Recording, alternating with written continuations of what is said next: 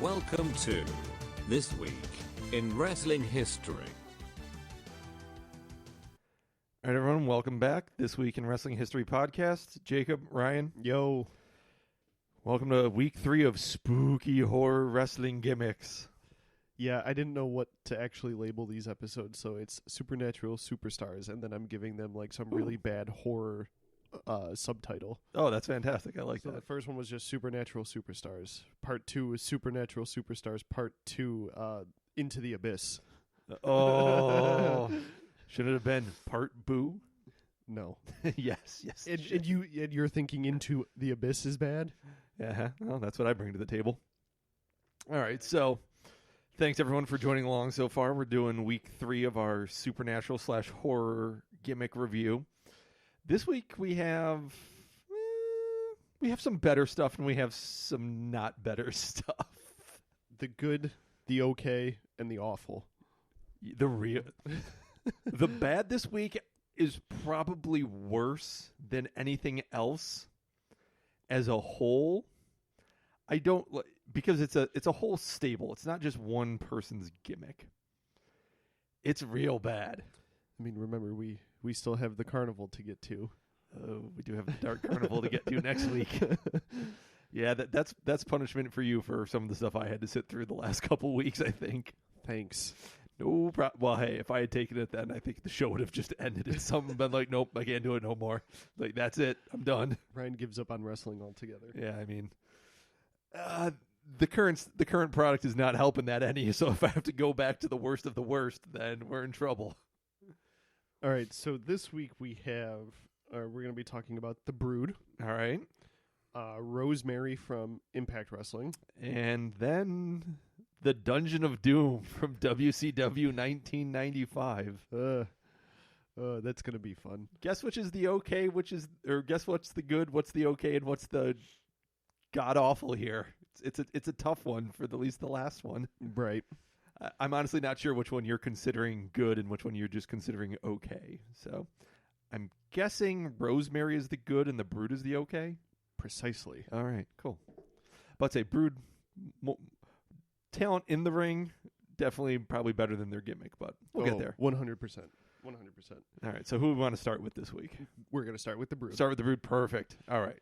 All right, so The Brood, we had kind of it started off as a two-man group and then ended up including Edge. Well, it started with Gangrel by himself, but he wasn't just The Brood.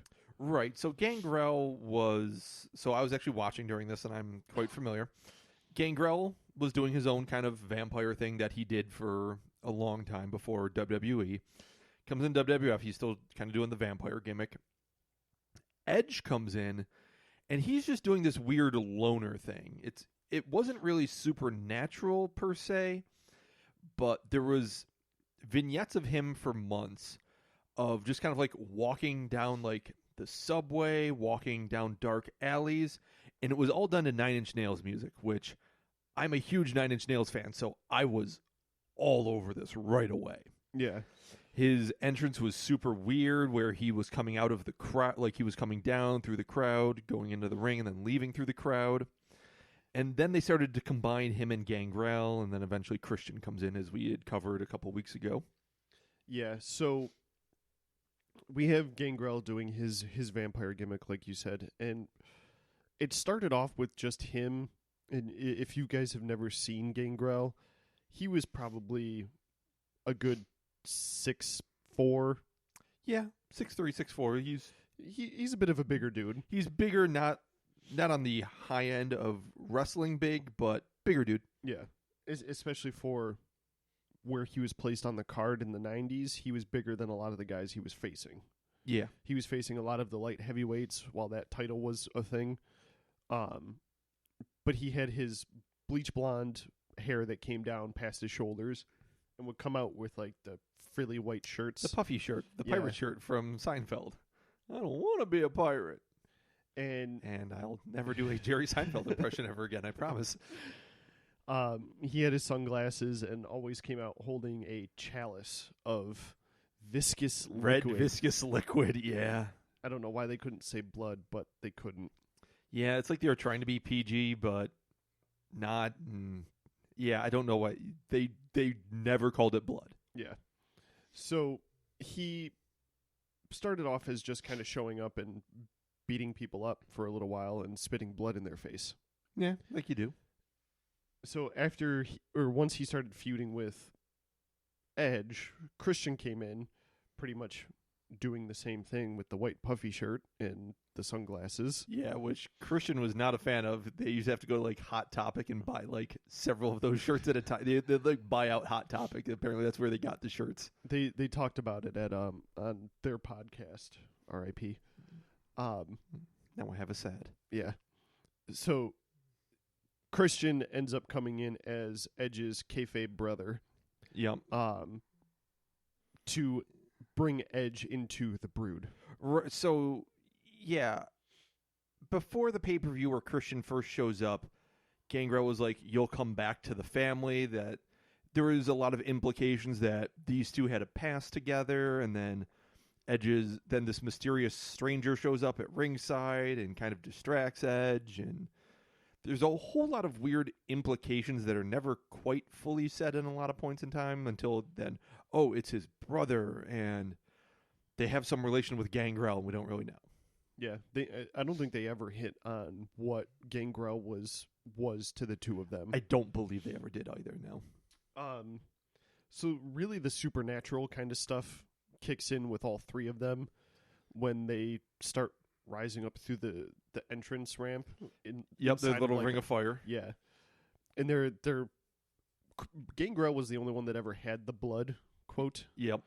But he would share it with the two of them, and they started turning into essentially vampires. Right, it was definitely a bit of a vampire thing.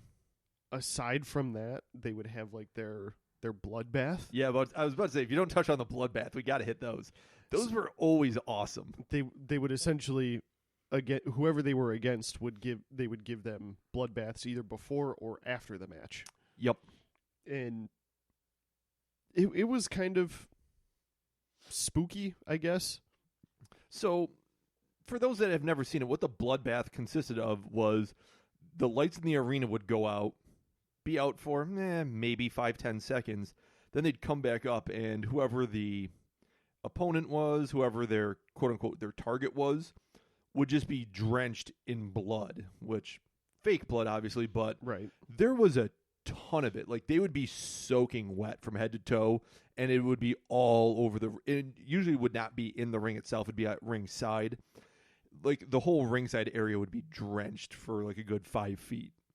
Yeah, there was puddles of it everywhere, and like you said, it was just dripping off of them. Oh, yeah.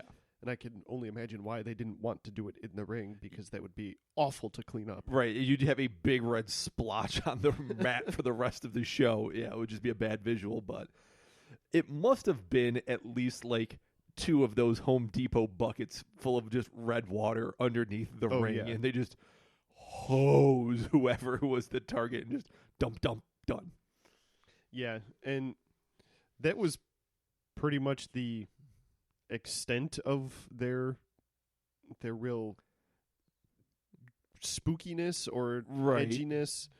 They didn't really last that long. I mean, they were only around for less than a year. Right, and then they would eventually kind of get rolled into the whole Ministry of Darkness thing. And Yep. And then we ended up getting the new Brood just shortly after that, which was the exact same thing, just with the Hardy Boys instead of Edge and Christian. Yeah, so it definitely felt like they were trying to play on the old movie trope of the Lost Boys, where it was kind of like these kind of like not necessarily homeless kids, but kind of like street kids, for lack of a better word.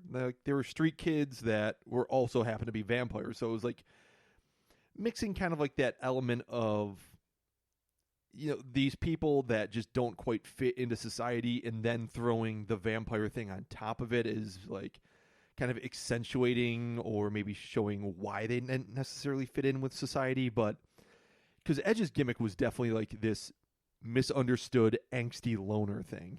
Yeah. And I honestly think that they were trying to play off of especially when the Brood debuted. I think they were trying to play off of Blade, because Blade had just come out that year. Ooh, yeah, definitely could have been some of that.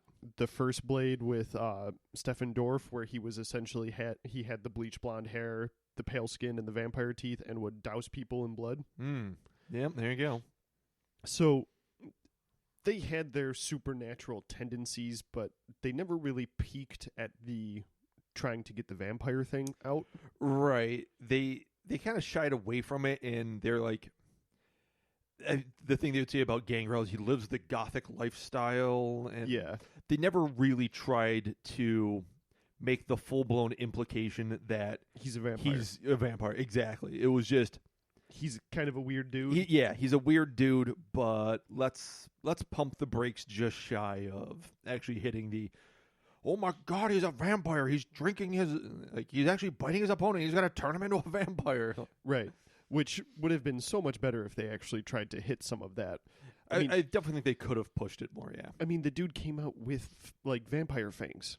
Yeah, I don't know if they were, like, prosthetic, like, if those were his real teeth, if those were implants, but I believe, like, it's not like they were just fake teeth, I don't think. No. So there was something a little more to him, but yeah, he would come out and actually have these fangs on, and he would display them, like laugh at the crowd or laugh to the camera and things like that, so that you could see them. So they were there. Right. They just never put it into sixth gear to actually try to hit exactly. This stuff. And it's one of those things where, you know, knowing what we know now for the careers of Edge and Christian, maybe that was for the best, but looking at the Brood exclusively on its own, yeah, especially at that time when you're in the midst of Attitude Era, you could have gone just a tad farther and still been okay. Right. I'm wondering if maybe the whole NWO reality-based thing was pushing hard enough against the supernatural, like, because that kind of vampire thing would have been the exact way to do it in the Attitude Era. I'm just wondering if they were a little gun-shy due to the whole Attitude reality era thing, like if they were just gun-shy on the whole supernatural element. Yeah, I could see that. But yeah, overall, as far as like a supernatural horror goes, I think they fell just short. Is kind of the conclusion we're coming to. Yeah, that's why I have them labeled as okay. Yeah. They had the visuals there. It was cool to watch. Yeah. The fact that their very first promo fell flat on their effing faces did not help whatsoever. Their music was fantastic, by the way. Like their entrance too. Like the entrance coming up through the Ring of Fire was super cool. Everything about their entrance was the music, the lights, like everything that they did with that was great. Right. It's super unfortunate that those guys, of those three, Gangrel was the only one that really was kind of entrenched in that gimmick to any degree. Yeah. We know Edge and Christian. That's not them. They weren't the weird goth kids. No. Gangrel had been doing this for years. When they talked about it in the podcast with him, I think he had been doing it since like 85 or something like that at that point. Right. Like he'd been doing the Vampire Warrior thing for quite a while. Yeah. And like it's just through Japan and Mexico and everything. Exactly. So he was 100% in on this. Right. And I think Edge and Christian were in on it to an extent to get them to something else. Right. I don't think they really bought in on it, and you can definitely tell because once they became ENC, everything went... Yeah, once they became like the two dumbasses that they eventually became as a tag team.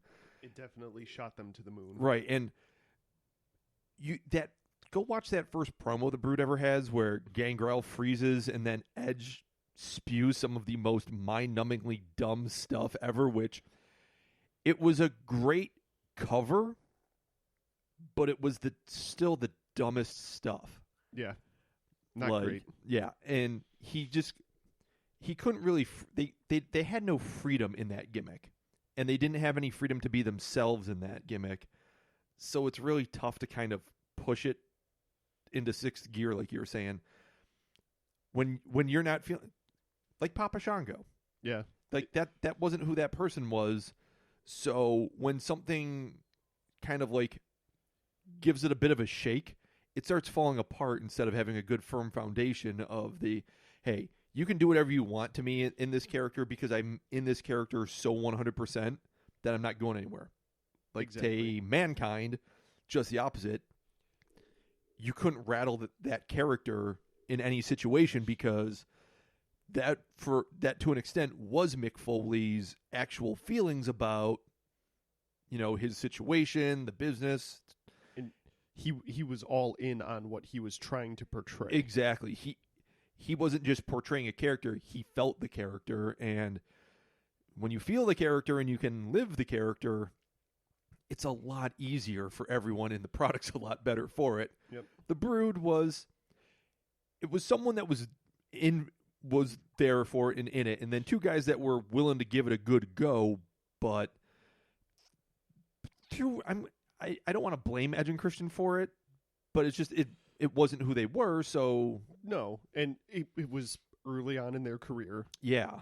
It was, like I said, it was something to get them into To the next. something else. Yeah, exactly. They were in on it because they had to be, not because they wanted to be. Yeah, and I don't think they would ever say that they disliked it or regretted it or anything. It's just, well, it was what it was more Yeah. thing. Yeah, Absolutely. All right. So, from okay to bad?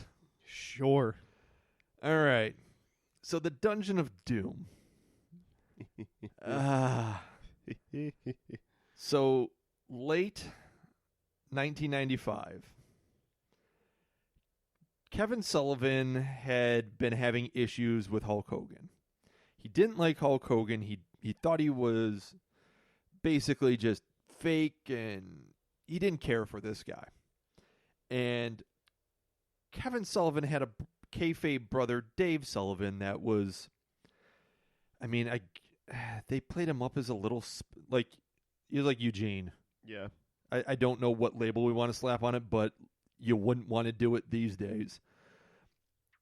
And Dave was a big Hulk Hogan fan, and he was a Hulkamaniac, and that was his theme music was, I want to be a Hulkamaniac, and that's worth listening to. But anyways, there ends up basically becoming this schism between Kevin Sullivan and Hulk Hogan over Dave, and Kevin Sullivan he decides he's going to go to a real dark place and he's going to destroy Hulk Hogan once and for all. And it turns out Kevin Sullivan has a master. Yeah, and Kevin Sullivan was the Taskmaster. So he was like the field general, they called him. Oh, it's going to get worse. So before I go any further into the Dungeon of Doom, let me describe who the Master was. He's a big fat old guy that only appeared in backstage vignettes, and he sat on a throne. Did he ever actually do anything? No. But here's a fun thing. You didn't watch like Nitro era WCW, did you? Nope. Have you ever heard of Prince Iaukea? Yes. Okay, Prince Iaukea was very hated in WCW. Yeah. He was actually kind of like The Rock, in fact, because he was a second-generation athlete, and he was getting kind of the big babyface push, but he wasn't that good, at least at the time, and people kind of hated that about him. So the reason he was called Prince Iaukea was because his dad was actually a wrestler that went by the name King Iaukea.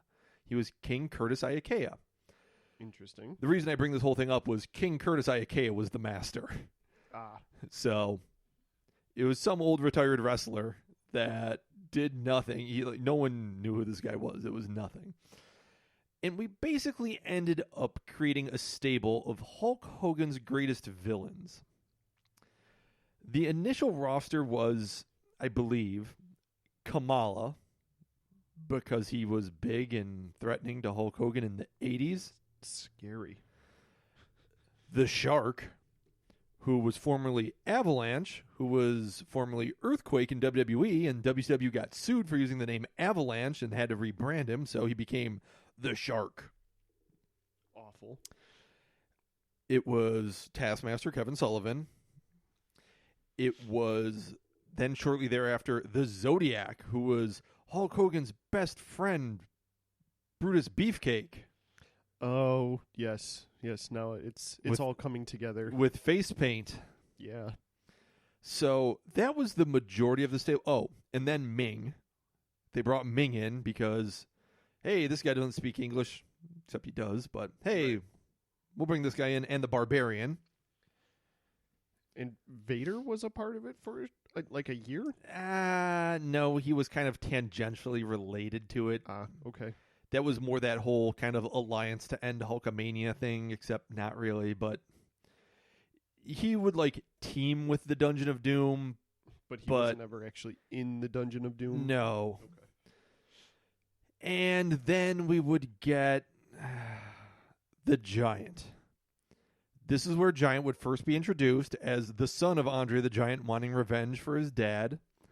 Like, oh, we dug up Andre's son and to go after Hulk. We'll teach him how to wrestle and have him beat up Hulk Hogan. Yeah, which pretty successful, honestly. Yeah. Early Giant was super impressive doing like missile drop kicks off the top rope.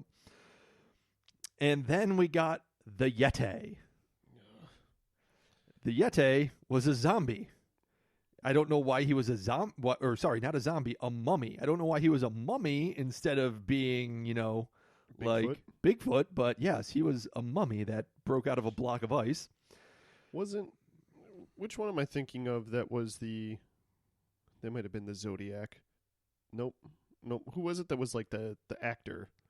So that was the Ultimate Solution. That's right. That was Bane in Batman and Robin. Yep. We'll get into that in a bit. Then there was also Loch Ness. Yep. He was around for a hot minute. Apparently Conan was part of this whole mess.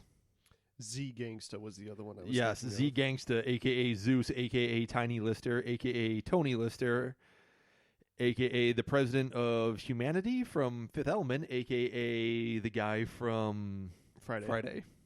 I don't remember his name. And Debo. Yes. Yeah. This was a thing then. WCW tried to go all in with this. This was a thing for longer than the Shield was a thing. Yeah. So this thing lasted so long, and it was so bad. So the reason that we're going to call it Supernatural here is because there was a bunch of backstage vignettes, and I don't even know if I'd call them backstage. They were more like Lucha Underground would eventually do these, like their backstage stuff. You know how it was almost more of like a small mini movie type thing? Yeah, like the pre-taped segments. Yeah, but exactly. it's like outside of the arena kind of thing. Exactly. It was like at like a sound stage somewhere with a set and everything. So for weeks, they had Hulk Hogan like journeying to find where the Dungeon of Doom was.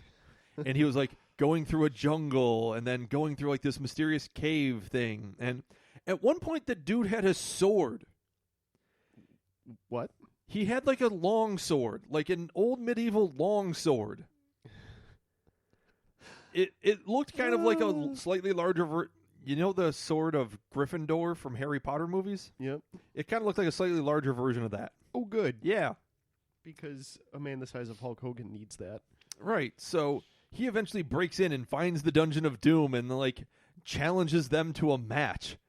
Like, dude, you have supposedly been looking for these guys for a month, finally find their headquarters with a sword, and then challenge them to a wrestling match? Meanwhile, these guys were all appearing in the arenas, having their normal matches during this. That Hulk Hogan was there. Yeah, and Hulk Hogan was also showing up. Like, it was so bad. I'm pretty sure these were all happening on WCW Saturday Night is where it all started.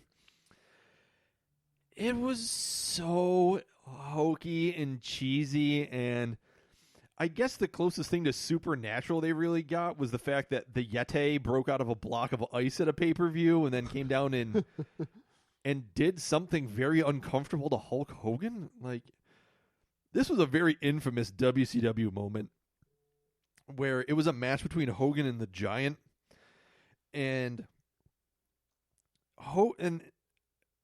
the Giant has Hulk Hogan in a bear hug, and the Yeti comes out from backstage and he's like, "Rrrr," like with his arms out and everything. And again, the guy's just fully bandaged up. Yeah. It looked awful. He comes up and also wraps his arms around Hogan from behind. So now Hogan is in a giant Yeti sandwich. and they're not really looking like, they're just kind of like rocking back and forth, Oh no. hugging him. And it looks so uncomfortable. Oh no. It's like the worst of any B horror stuff. Like, I hated the Boogeyman stuff last week. This is a whole other realm of godforsakenly awful. Yeah. There was supernatural to it, but again, how we've said, if you don't really carry the gimmick into the ring, it doesn't really translate well. So, for the Brood, it was fine because they're vampire, like, they were never really purportedly said vampires, so not having the supernatural gimmick in the ring was fine. Kind of okay.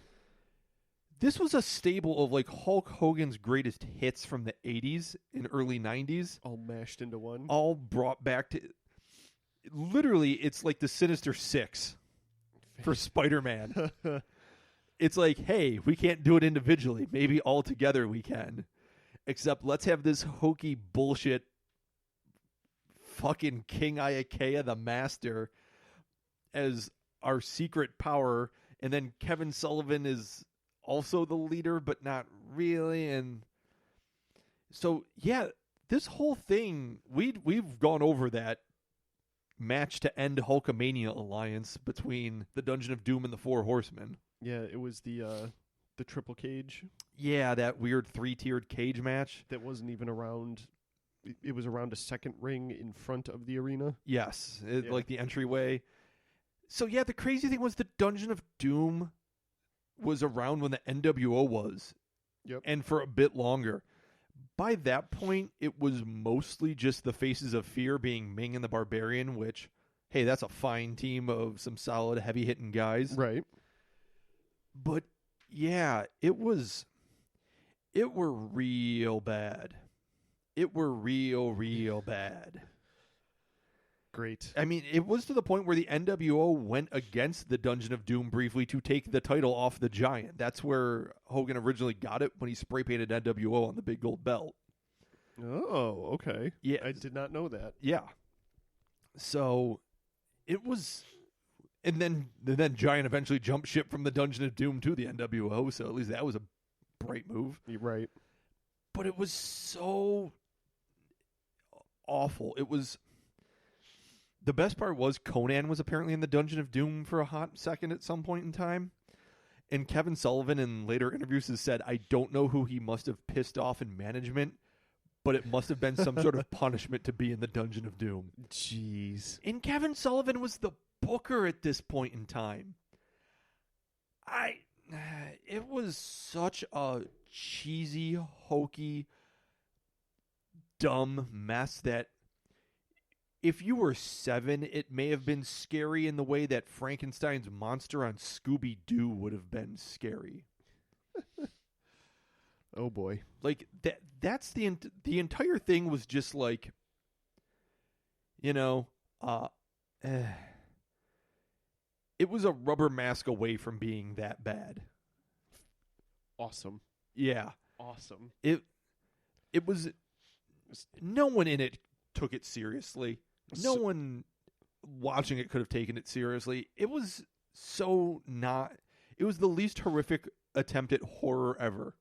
So we're giving it 2 massive thumbs down. Yeah, it's got to be the worst thing that'll be covered this month. Awesome. There's not possibly anything that could be worse than the Dungeon of Doom. I do think people should go check out some of those vignettes. Just to see how bad they were? Yes. I mean, the Dungeon of Doom was evil enough that they did get Hulk Hogan to drop the red and yellow and wear black for the first time, pre-NWO. Woo. They shaved his mustache. Woo. So, you want to see a real non-threatening Hulk Hogan? Clean-shaven Hulk Hogan is a thing. Ugh. Yeah, and this was like... it was after the steroid trial thing, so Hulk was like deflated in his WCW day. He didn't Of course look he good. was. It was the worst Hulk Hogan going against the worst greatest hits of Hulk Hogan from the 80s and early 90s. And it wasn't scary, and it wasn't horrific, and nothing about it fit any real horror trope other than them saying that it was a horror trope, basically. Like, It's not a thing because you say it's a thing. exactly. It's just because you tell me that this is big and scary doesn't make it big and scary. I mean, oh wait, hang on. There was one supernatural moment, one super great supernatural moment during this whole thing. It was right after the sumo truck match with Hulk Hogan and the Giant. Oh, I remember that. When Hulk Hogan knocks the Giant off the roof of a building, but then Giant shows right back up 10 minutes later for his match. Yep. That's right after the Yeti. That's right before the Yeti debuted. So that was supernatural, but no one ever touched on the fact that the Giant just fell off a fucking building and then just showed up for his match. Great. Hulk Hogan just committed manslaughter, but it's fine. He's back. Yeah. It's Don't fine. worry about it. It's Hulk Hogan. He can do whatever he wants. It's fine. All right. So that's the bad. All right. We'll jump over to finally the good for this week. Yeah, I would say probably one of the top tier supernatural gimmicks. And I think it's more or less because this gimmick has carried through multiple different promotions up to where it is now. So we're going to start with Courtney Rush, who would later become Rosemary. Courtney Rush won a bunch of titles, and she was doing a whole lot of stuff on the women's independent circuit. Until she ends up getting to this gimmick where she super goofy. She developed a love for Michael Jackson and dancing, Okay. and she was trying to become a wrestling, quote, therapist to share her love of dancing and music with her opponents. Interesting. So this is when she wins a bunch of international titles. Like she won the Shimmer title. She won a couple of belts for a couple different promotions across Canada and UK. All right. And she did most of her stuff in Smash Wrestling. So she ended up facing, in about 2015, another wrestler named Cherry Bomb. Okay. And Why does that name sound familiar? she's done a lot of stuff. Okay. They have a match. Courtney Rush loses, and Cherry Bomb humiliates and beats down Courtney Rush to the point where she shaves her hair off or cuts it down while she's unconscious in front of the live audience. Oh, Cherry Bomb is Allie from AEW. Perfect. Okay. That's why I'm like, I know this name sounds familiar from something. I'm like, where? Oh, she was also in CZW? Jeez. Yeah, and All right. her and Rosemary ended up having a tag team together called Demon X Bunny, because Allie was the bunny and Rosemary was the demon. That sounds pretty awesome. Yeah. All right. So after this, Courtney Rush is tormented by the experience, and she starts to essentially say that she's allowed a demon inside of her soul to help her cope with everything. Huh. All right. And she starts speaking about herself in plurals, and she starts putting slowly starts putting more and more face paint on as the events would go. Huh. To kind of show that There's a slow transformation happening here. correct. So it's during this time that TNA picks up on it and brings her in to manage Crazy Steve and Abyss. Okay. So this is where decay starts. Gotcha. But eventually what would happen is she would end up completely wearing the face paint, and it would kind of be like almost a zombie-ish face paint, where she would have like teeth painted on the side of her face to look like she had a bigger mouth than normal. Oh, all right. Went full Attack on Titan. Yes. And she would slowly start referring to herself as part of the Hive. Huh. All right. And all of her fans were, or the audience were, the Hivelings, and that the Hive needed her to do these certain things. Okay.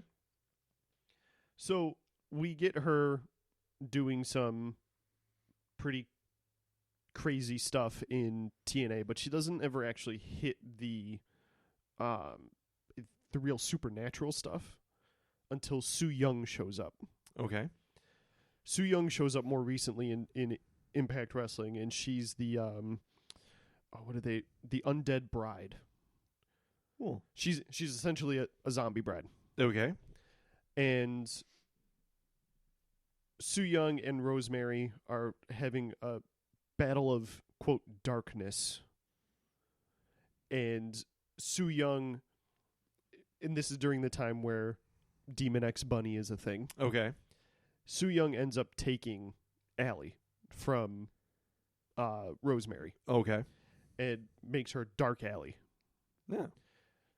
So Rosemary decides that she needs to completely she needs to get Allie back and do whatever it takes to get her back. Okay. So Impact comes up with almost like a broken universe thing. But yeah, I recall hearing that they had like some weird like mirror universe type weird match or something. They called it the Undead Realm. Okay. Wow. Yeah. So they end up having a match where Su Yung and her bridesmaids, which are all zombie bridesmaids. Okay, just a bunch of local wrestlers probably. Yeah, are facing Rosemary and a couple of other Impact wrestlers in the Undead Realm. Huh. All right. So it's just kind of like I said, it's the broken universe. It's all like soundstage kind of stuff. Did they have to did they run into Seto Kaiba there in the Shadow Realm? No. Unfortunately, no. No Yami Yugi either. Oh, that would have been. So they end up having a match, and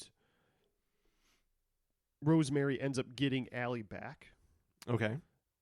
And because of the traumatic experience, Allie leaves wrestling until she shows up in AEW. I think that was actually the way they wrote Allie out of TNA when she was like, I'm done with y'all. Yeah.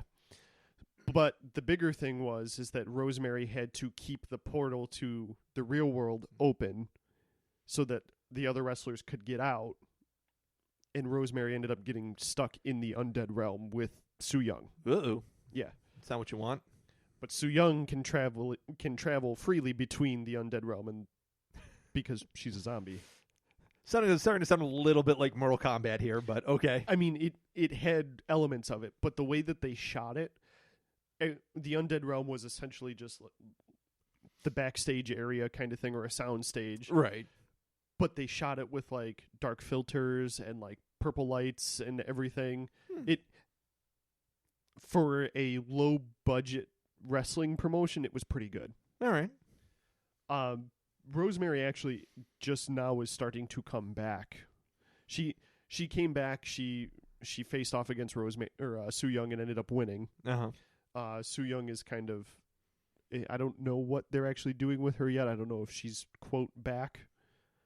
But isn't she also in Stardom or something? Yes. Okay. So Rosemary's now back, and she's slowly... Which, by the way, Stardom just purchased by New Japan's owners. So, which will be an interesting thing in the future. If they put Stardom on New Japan World, I may have to renew that subscription. Yeah. So Rosemary ends up coming back, and she's now back in Impact Wrestling. And she's slowly making her way up the card to face for the title again for something that she claims the Hive needs. So there was never any actual like Undertaker or Kane style supernatural things happening when Rosemary was around. Like there was no pyro going off or no lightning bolts or anything. It sounds kind of closer to more like Bray Wyatt and the Fiend type stuff. Yes, where it's there's something wrong with this person and it's getting worse. Yeah. She eventually starts going by the demon assassin. So the demon inside of her is the one that's kind of driving the show now. Yes, exactly. She ends up being, the almost like the tormented soul, because again, the demon's taken over and is pushing her to do all of these things. But there hasn't ever actually been a glimpse of Courtney Rush at all. Okay. Like Rosemary at points has said, Courtney Rush is dead.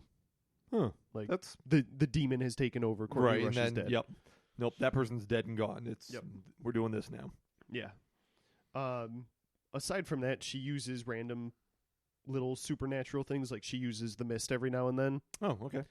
Like at one point when she's facing off against Broken Matt Hardy, she uses the mist. Uh-huh. And because he's Broken Matt Hardy and he is vessel, or his vessel could withstand the mist, Uh-huh. he just like wipes it off and keeps going. And one of the funnier moments is he just wipes the mist off and like attacks Abyss after that, and she just looks at him and goes, "What?" Huh? So that's actually an interesting, like the hive thing was kind of what I was picking up on more here. It's a really neat idea for a wrestler when we're doing a supernatural thing to not try to like make themselves into the end all be all, which we'll talk about Undertaker and The Fiend next week and how that does and doesn't work to an extent. And it definitely can work, but I think it's almost more interesting for the character to just kind of be almost acknowledging that I'm just for lack of a better term, a vessel for something more. Because it kind of almost builds in a bit of wiggle room for not always having... The problem with the supernatural stuff is like it doesn't handle a defeat well, because after it's beaten, if it's supposed to be this super powerful end-all be-all thing, what happens when it's beaten? Right. It kind of crumbles, and kind of seeing that with the Fiend right now, unfortunately. But when you have something like the demon is the one that, or the hive is the one that's controlling her, right, she takes a loss. It's not as end-all be-all, right? Because it's like, and now the hive can get angry with exactly her. The thing behind me, the thing I'm representing can get PO'd. It could push me further. It could punish me, and it allows for a few more interesting angles that you can spin off of things. And it's also kind of like, oh, sorry, the meat sack here is the thing that took the loss, not the actual powerful entity in and of itself. Right. It gives you some wiggle room in there, and it keeps you from having to kind of book it into a certain set path until, whoops, sorry, and now it's all done. Yeah, so exactly. I really like those elements. Like it makes things better if it's not this single omnipotent thing that you can't possibly defeat me. Well, I've been defeated. All right, well, it's been fun, y'all. I'm not. Yeah. And even when she would act as kind of a pseudo-face, I wouldn't even say that she was a tweener. Okay. She would act as a face and then all of a sudden do something evil again. Yeah. So like there was one point where she was a face and she had a match with somebody. I don't remember who it was. And it was a Monsters Ball match, so it was, the weapons match. Yeah. Yep. She ended up losing the match, and instead of staying as a face, she turns to Gail Kim, who happened to be at ringside for some reason, and just beat the shit out of her. Huh. So they kept her with the demon inside of her still actually evil. Yeah. But never went so far as to, like, she would get cheered by the fans. Right, because people are into that stuff. And they would never make her a face. She was always evil, but she got over very well with the fans. Yep, definitely kind of sounds similar to something we'll talk about next week. Yeah. If you ever get the chance, go and watch some of the stuff that she's done. I'm about to say, of everything we've covered that I don't know a ton about, this is by far intriguing me into looking up some stuff. It's entertaining. Again, you have to have the suspension of belief, right? Because it's wrestling. Yeah, but I mean, there's parts where during the what did I call it? The Undead Realm scenes where like Rosemary axes Su Yung and Ooh. like kills her. Huh. Yeah, there's like this whole crazy stuff. It that's sounds happening. like they definitely picked up some of the better parts of Lucha Underground as far as that kind of goes. Yeah, there was a lot of horror stuff with it. But when it came to being in the ring, really the only supernatural stuff she did was the mist. Yeah. So, all right. Definitely sounds like that was the cream of the crop for this week. So, Yeah, that was the good. all right. Next week we actually have more good than bad. It'll be our final week. So, Who are we talking about? you have the Dark Carnival. All right, so not and great there. But then I Vampiro. have... Oh, and Finn Balor? Vampiro. Oh, Vampiro. I thought you said Finn Balor. Yeah, we debated putting Finn on the list. We didn't. Is a spoiler, but and then I'll be looking at the Undertaker and the Fiend. So more good than bad. More good than bad next week. So that'll wrap up October for us, and yeah, should be fun. Yeah. Do we have anything this week, like wrestling wise? No, there's not much to talk about right now. I still think you should check out NWA Power. All right, that'll be a recommendation for the week. I mean, if you like old school Some style cheesy 80s wrestling, kind of stuff. yeah, like All right. like studio wrestling. Okay, I'll give it a It's- whirl. I mean, there's only been 2 episodes. It's 2 hours. If you could spare it in the background while you're doing something else, it's worth a shot. All right, sounds good. We're history.